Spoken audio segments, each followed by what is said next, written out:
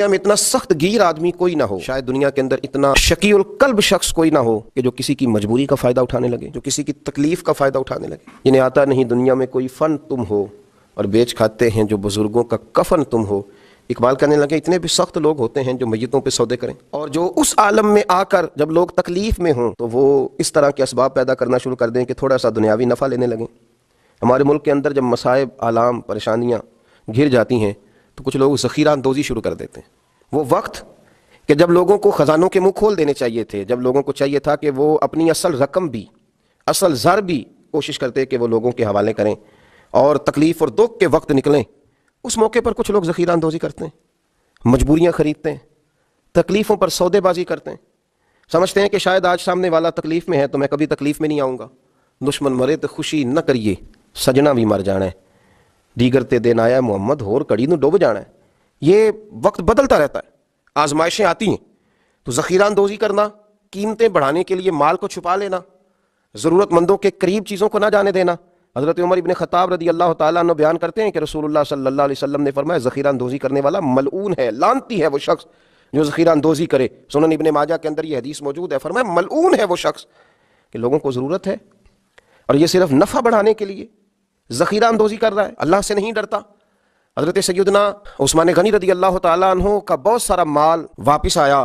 मदीने में कुर्ब जवार में शदीद कहत का आलम था, खुश्की थी, बारिशें नहीं होती थीं, लोग तकलीफ़ में थे, तो आपके 10 से ज़्यादा ऊँट गले के भरे हुए आए।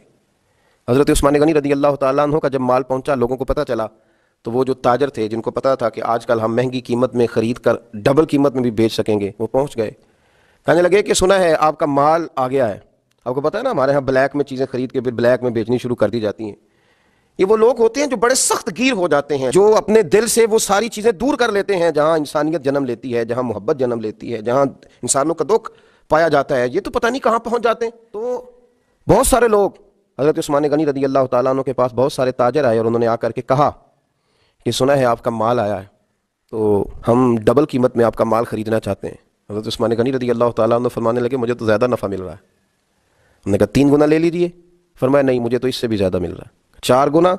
हम माल नहीं देखते, आपके जितने ऊँट माल के भरे हुए आए हैं किसी इलाके से, तो आप 4 गुना नफ़ा ले ले। तो उस्मान गनी फरमाने लगे नहीं भाई, मुझे तो 10 गुना मिल रहा है और मुझे तो उम्मीद है 700 गुना भी मिलेगा। कहा जनाब वो कौन सा आदमी होगा जो आपको 700 गुना, 10 गुना, इतना बड़ा नफ़ा, हमारी बस में नहीं है। हज़रत उस्मान गनी से वो लोग कहने लगे आप तो बड़ी दूर ही निकल गए हैं, अब तो लंबा हाथ मारने के चक्कर में है। नबी उस्मान गनी फरमाने लगे तुम जाओ। लोग चले गए।